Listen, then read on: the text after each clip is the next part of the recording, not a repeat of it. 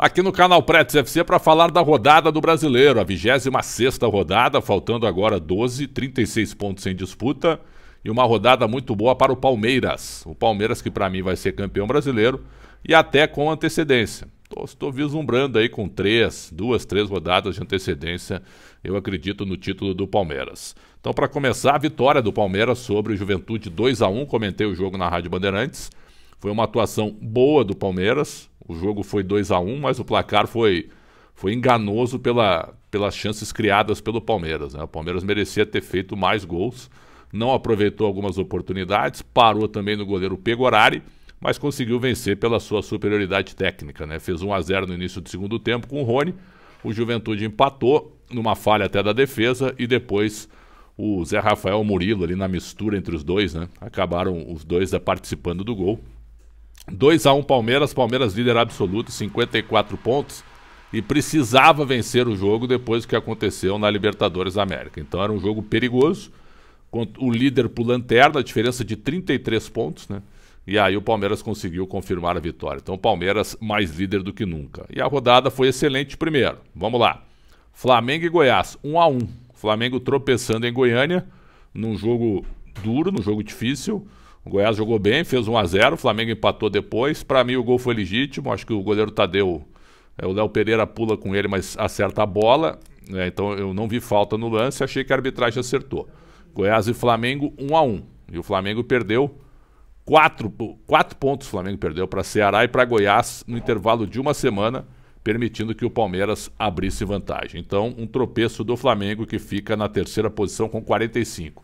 Se antes a vantagem do Palmeiras para o Fla estava em 7, agora está em 9. Então, grande colocação do Palmeiras sobre o Flamengo. Então, 1-1. E o Goiás fazendo uma campanha muito boa, 36 pontos e na 9ª posição. Muito bem o Goiás neste momento. E aí tivemos, na ponta de cima, a vitória do Inter 1-0 sobre o Cuiabá, um jogo chato. Inter muito melhor no primeiro tempo, fez o gol no segundo. O Cuiabá melhorou um pouquinho depois que levou o gol e quase que termina 1-1. Mas foi uma vitória muito importante do Inter, onde o Inter agora é vice-líder com 46 pontos. Grande campanha do trabalho do Mano Menezes, né, que era um time que começou o Campeonato Brasileiro desacreditado e mais propenso a lutar para não cair do que para brigar lá em cima. E hoje é vice-líder. Então, grande trabalho do Mano já de contrato renovado. O Cuiabá, para mim, é time que está cotado para ser rebaixado.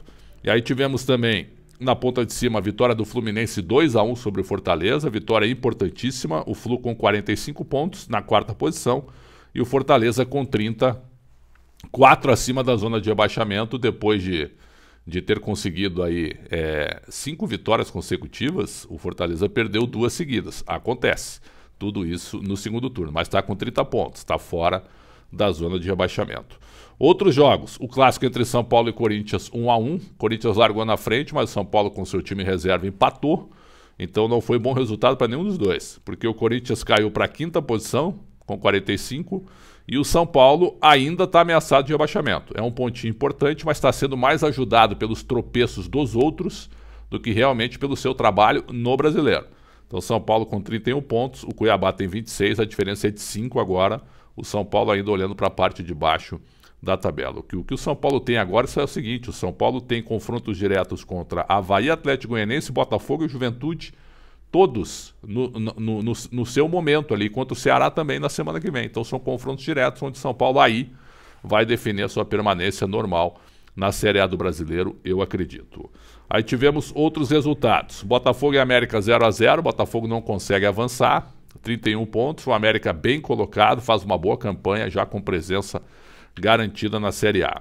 Avaí Atlético Paranaense 1-1, o Atlético é claro ainda lutando pelo G6 e vai lutar até o final e tem a decisão da Libertadores só no dia 29 de outubro. O Avaí na zona de rebaixamento na 18ª posição.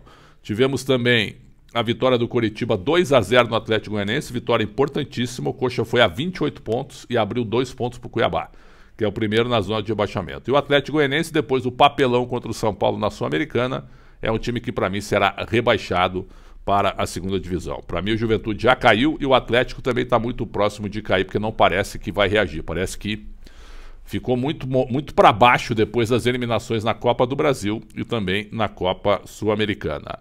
Tivemos na quarta-feira, 7 de setembro, Galo e Bragantino 1-1. O Galo fazendo uma campanha ainda tentando encostar lá no pelotão de cima mais para baixo, né? Aí o Cuca ainda dizendo que houve um relaxamento natural. Relaxamento natural, cara. Nesse nível, né, com fortunas de folhas de pagamento, com jogadores muito bem pagos e que depois que fazem uma boa temporada eles largam, não pode ser assim. Então uma declaração infeliz do meu amigo Cuca nesse momento. O Atlético ainda está aí com seus 40 pontos, tentando brigar lá em cima, tentando encostar, né? Mas poderia já estar bem acima pelo elenco que tem, pelas contratações que foram feitas. E o Bragantino é decepcionante, né? O Bragantino com uma campanha muito fraca, com apenas 33 pontos na 11ª colocação. E para fechar, um jogo que eu vi quase inteiro e que eu até coloquei, foi a derrota do Santos, que eu gosto muito, para o Ceará por 2-1. Vitória importantíssima do Ceará. Os primeiros 30 minutos foram constrangedores do Santos. O Ceará fez 2-0, poderia ter feito mais. E o gol do Santos foi numa entrega do Richard do Ceará. Assim como o segundo gol também do Ceará foi uma entrega do Bauerman para o Zé Roberto. Então, o Ceará jogou mais do que o Santos, né? E o Santos está tendo semanas livres de trabalho e não evolui. Mesmo com a chegada aí do Carabarral, que para mim até agora não mostrou nada. Quem é que avaliou a contratação dele, né? Quem que indicou? Mostrou nada até agora. E o Soteldo é bom jogador, mas também não dá para jogar sozinho. Então o Santos, decepcionante nesse momento, é 10º colocado e está sendo muito favorecido pelos outros adversários que não conseguem pontuar muito. Só que agora o Santos começa a olhar para trás porque já tem time 3 pontos atrás dele. Então foi um confronto direto, o Ceará estava 6 pontos atrás do Santos, agora está 3. Santos realmente muito mal e agora tem o clássico, Palmeiras e Santos, no Allianz Parque, onde o líder vai enfrentar o Santos. Então a diferença hoje é de 20 pontos do Palmeiras para o Santos. Campanha muito ruim do Santos, mas eu acho que no lugar correto, viu? O Santos ele pode beliscar o quê? Um G8, porque é bem possível que tenhamos um G8. E aí o Santos hoje está 2 pontos atrás do 8º. Então pode vislumbrar por aí. Mas pela bola que está jogando, realmente não merece uma temporada fraca da equipe do Santos, porque podia estar jogando um pouquinho melhor pelos jogadores que tem. Agora, o presidente Rueda paga títulos, ajeitou a casa, mas no futebol ele realmente ele é fraco e não se cercou de gente competente. 6 técnicos e 6 executivos. Alguma coisa errada tem em 20 meses de gestão. Vamos aguardar. Tem muita água ainda para rolar, mas o título está bem colocado para o Palmeiras, para mim, o virtual campeão brasileiro, respeitando o Inter, respeitando o Flamengo e respeitando o Fluminense e Corinthians. Mas o Palmeiras, até a tabela do Palmeiras, né? O Palmeiras tem jogos contra times lá de baixo, né? Quando eu acho que aí a diferença técnica ela vai ficar muito grande no momento de decisão. Por isso o Palmeiras, para mim, será o campeão. Palmeiras 54, Inter 46. O último jogo é Inter e Palmeiras lá no Beira-Rio. Mas eu acho que aí o título já vai estar definido. Flamengo 45, Fluminense 45 é o G4. O Z4, Cuiabá 26, Avaí 25, Atlético Goianiense 22 e Juventude 18. Muito obrigado pelo carinho e pela audiência. Sempre um prazer muito grande contar com todo mundo por aqui.